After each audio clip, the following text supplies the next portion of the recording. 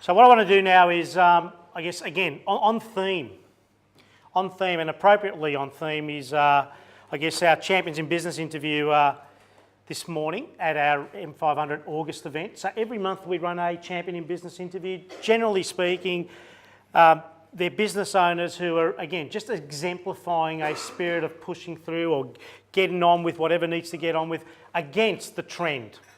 So the business we're just about to introduce is in the fitness industry. It's in the health industry, which is very competitive at the moment. I mean, there are so many options available, online, offline, and various aspects within online and offline that give people so many choices. However, the business that we're just about to introduce is Heavy Haulers, run by a husband and wife team, Craig and Jessica Abbott, and it's a concept. It's an idea, it's becoming a movement. They started in 2007 and since then have helped over 8,000 members in their quest for fitness, have achieved a 77% retention rate in what is seen to be a very competitive industry. In other words, at the end of a program, which generally runs for 5 to 6 weeks, their participants come back and do it again and ultimately are members, if not, are bathed in the identity of being a hauler, as we call it, in the movement, and a year later they're still there. 77% retention rate in a very competitive industry, a benchmark number. Has achieved double-digit growth in membership in the past 6 months. Is focused on reporting attendance levels to members each week, communicating with members each week, which has resulted in an increase of attendance between 68% in May and 82% in July. Now, when it comes to measurement and management in your business, you've got to know your numbers. So in the last 6 months, this business has gone from, I guess, a retention and an average show-up rate, particularly in winter, from 68% to 82%. That's a phenomenal level of keeping people, I guess, committed. In other words, it's care factor. Have recruited staff who share the same vision and attitude. Now has a team of 55 at their various locations. Has also joined Board of Directors 12 as part of their business education.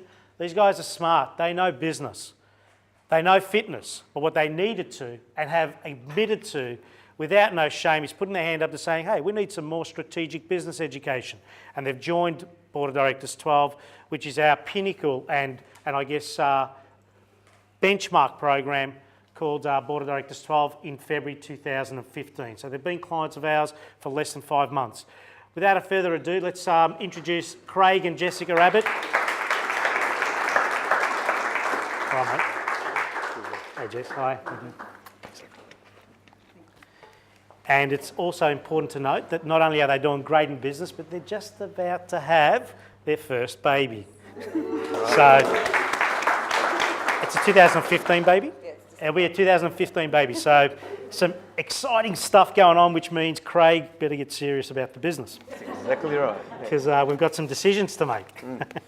Look, first things first, what I want to go back to just very quickly is when you started, I mean, Heavy Haulers, it's a concept, it's an idea, it's a specific type of training, and needless to say, you've been in fitness all your life and you understand it from a scientific perspective. What inspired you in 2007 to just try something that was a little left of centre back then? I guess we saw that there was definitely a gap in the market for measurable group exercise, and through all my years in working with athletes in getting them physically prepared for their sport to be competitive, I knew that you had to track and measure performance, and I'd have to come to the selection committee each and every week and give information on the level of fitness, the level of strength, the level of mobility, the level of compliance of all of the athletes, and that would form part of the decision of who would make the team, who would make the ones and who would make the twos. So I had to get some pretty good systems in place of capturing all of that information and put it in a way, or capture it in a way that then I could pass it on effectively, and really the scoreboard, give the selection committee the scoreboard and also the athletes to keep them accountable, and also to give them real life feedback of how they were doing. And I saw in group exercise, there was really nothing out there that was personalised. There was nothing out there that could give each individual training or exercising feedback, quality feedback about their own personal improvement in that group setting. So heavy haulers came about. And heavy haulers, we really needed it for us to get meaningful information. We needed a secure, sheltered training area that was in a predictable environment. So we eliminated any of the variables that could affect people's performance.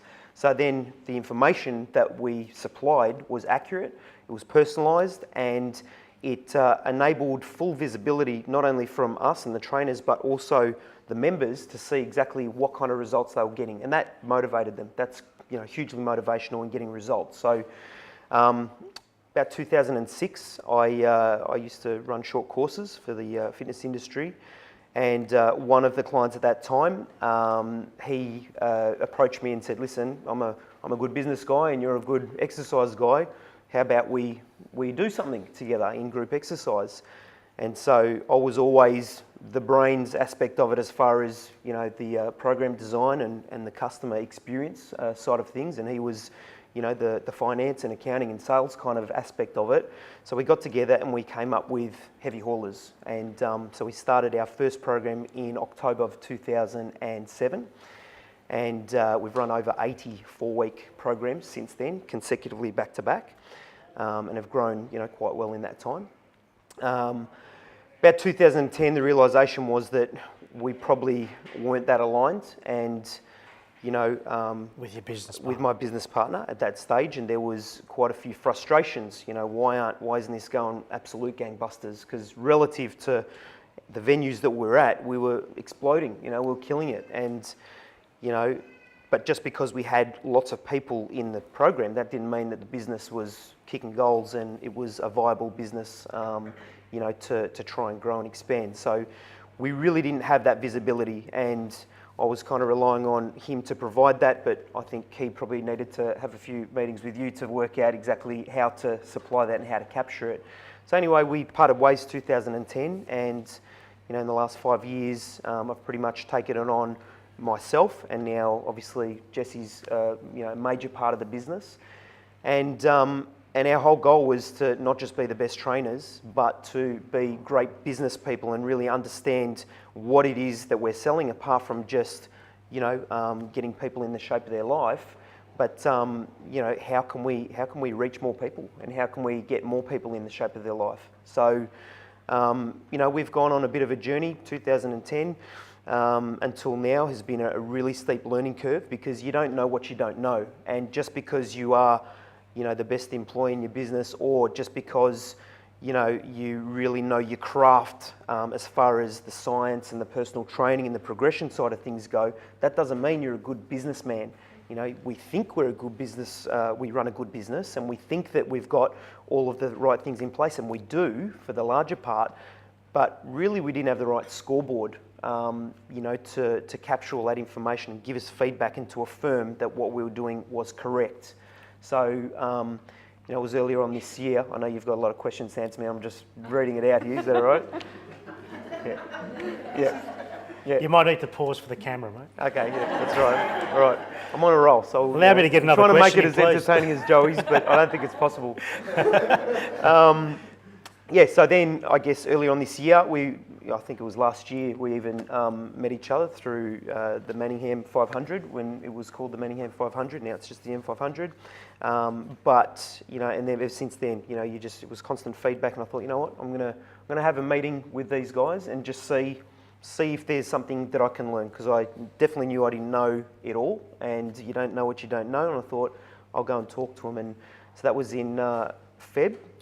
And we've taken on, just hugely valuable information since then on how to get the right scoreboard, and really how to affirm that what we're doing is actually making a difference to our business, not just to our members and the benefits that they get as a result of being a hauler and part of our hauler community and family, but the actual business side of things.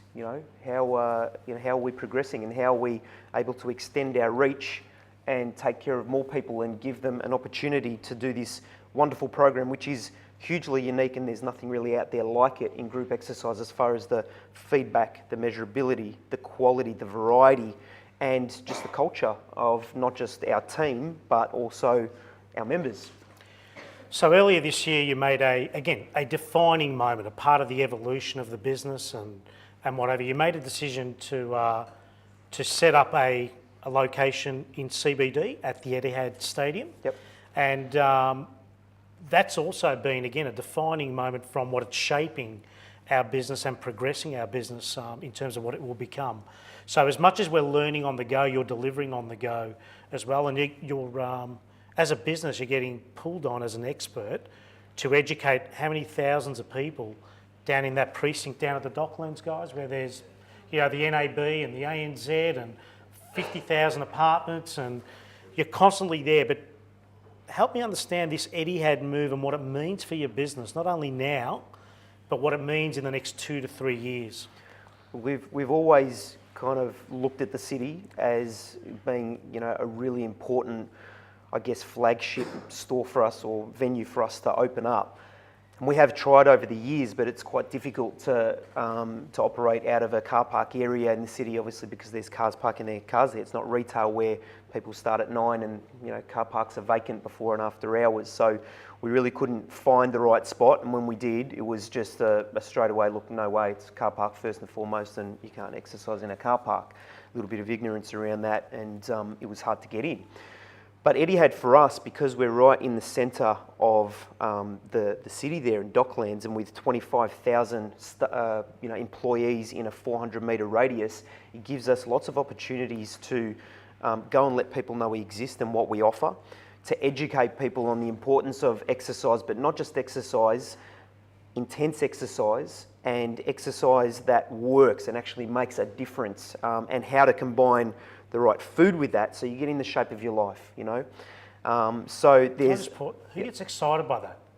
Who excited by intense exercise and the right food and holy moly. But the one thing you're missing in all that, just to butt in a bit, is it's actual fun. And you've only got yourself to measure against, haven't you? Yep. And there's no good, bad or ugly, it's just you that you're constantly measuring against as an individual participant. We do have a video on this, which might upset Joe because this one might work, but not yet.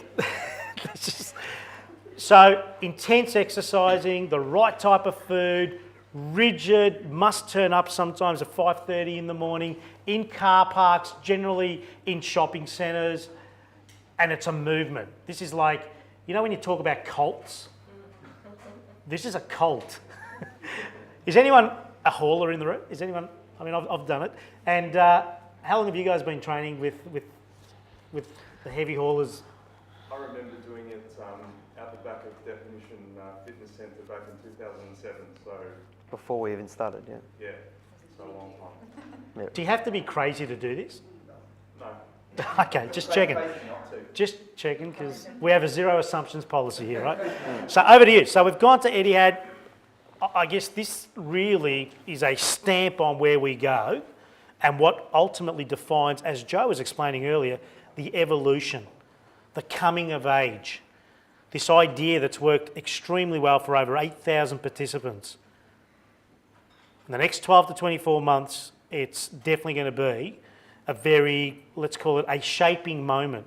And it's a moment, it's only a chapter in the book. Jess, I want to turn over to you for a moment to give you some breath. As a life partner and a business partner of something that's just about to go boom, as in for good reasons, what are your views on where the business is going, having been around it for a while yourself? Okay, well, as we've touched on before, just growing and developing as a team and doing this has really captured, who our target market is, and we cater for everyone and anyone, but who our target market is, and we've really now utilised or we've created a system now where we can capture everything. So, if we're doing all these different events, what's actually giving us return, where are people coming from, and measuring it and using what's our utilisation of all our sites. So now that we've developed this system and it's growing, it's really giving us that immediate feedback and knowing what areas are trending and what not, what's going up, what's going down, and really narrowing down on that. So I think because we've developed this, it's really starting to prove that we can grow and we have the capability of making our reach even further to not just the suburbs, but going in the city and whatnot. So, yeah, it's definitely on the boom. Is that exciting? I mean, as scary as it must seem, is it exciting?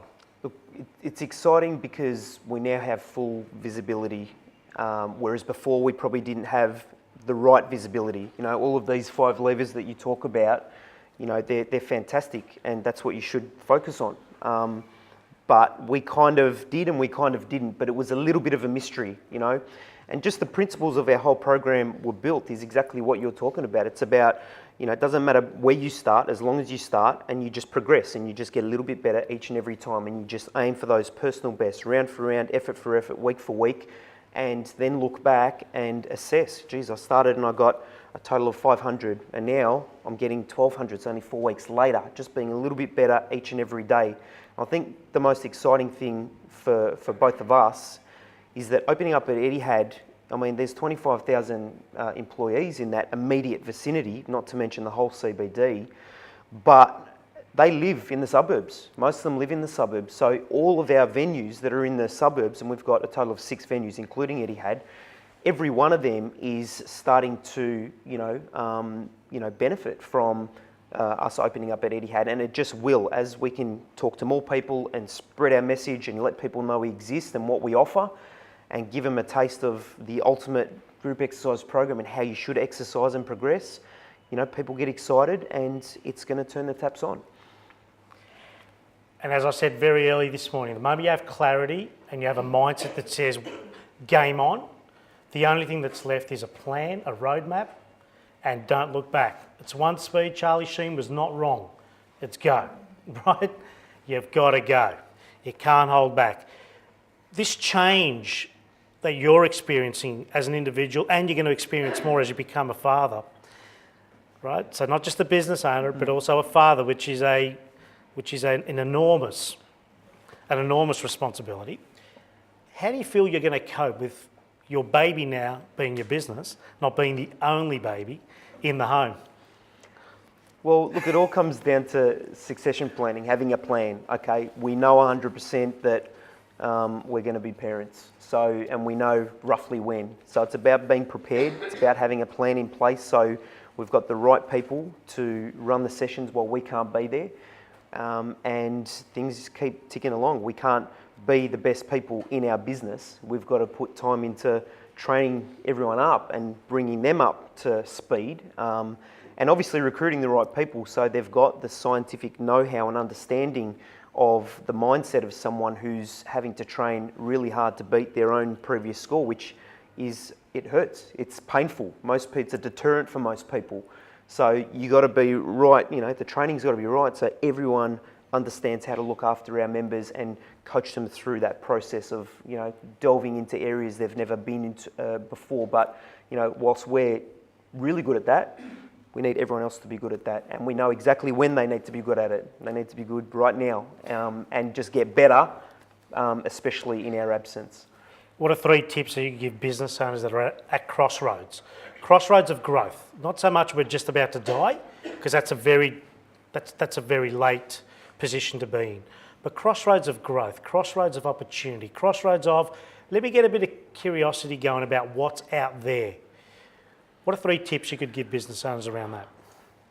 I think it's really important to be productive and not be busy. I know when we've planned to open up new sites, you know exactly what you've got to do and how you've got to do it, but we get a lot of distractions with what we do. We know a lot of people, it takes us sometimes an hour to walk up the other side of Doncaster because people are saying hi to us, that train with us. So, which is a great thing, but to get really productive and not busy and lock away time so you can focus purely on the task at hand and make it happen.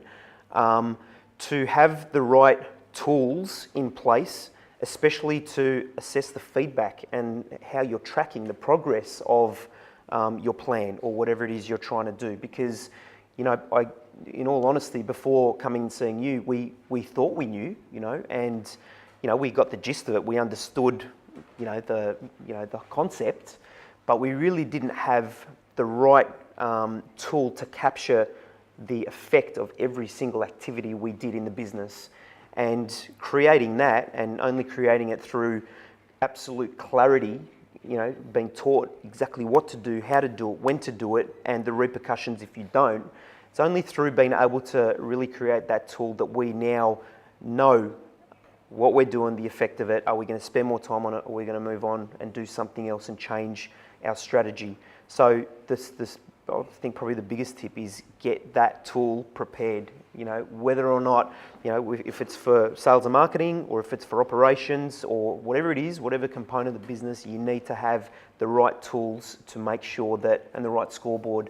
Now that we've got this tool, it really has changed the way that we look at the business. We thought we were good. We thought by looking at all the numbers that, okay, fantastic. We didn't know what our absolute retention was. We didn't know what our reactivation strategy, what the exact effect was that at each venue, at each time slot. We didn't know what the effect of our site managers, how successful were they at actually bringing those people in? Were they just saying, yeah, I brought that person in? Or could we attach it to an activity? We didn't have it down on paper. Whereas now we do. How much has it made our life so much easier? It's bulletproof now. It's bulletproof. It is a duplication because we've got some website issues. The website was built to, do all of that stuff, but we haven't for whatever reason. We now no longer have support on it. So we've created this. It's duplication, but it's saved us so much wasted time in other areas. And now we know with certainty at any given point in time by pressing a button exactly where we're at, and the effect of it. Jess, what's one tip you could give any husband and wife team out there in business? In business, well, we're quite lucky because we work very well together, but I think communication and talking about things is very important, because if you don't, and if they're thinking of things and they're stressed out about one thing and you're doing another thing, you've got to come back and still converse and talk about it is very important, because you do, like last time we were just talking about a lot of planning and stuff, and it just puts everything out on the table, and then you work it out and work out a result together. So definitely communication and support for each other is always obviously number one. Well done. Round of applause, guys. Thank you so much. Thank you. Before you go, just a small little gift again. I'm not sure whether the girls picked a pink or a blue jumpsuit, but maybe a bottle of champagne may have been better. Great. Thank you so much, guys. Round of applause. Thanks, Jack. Thank you.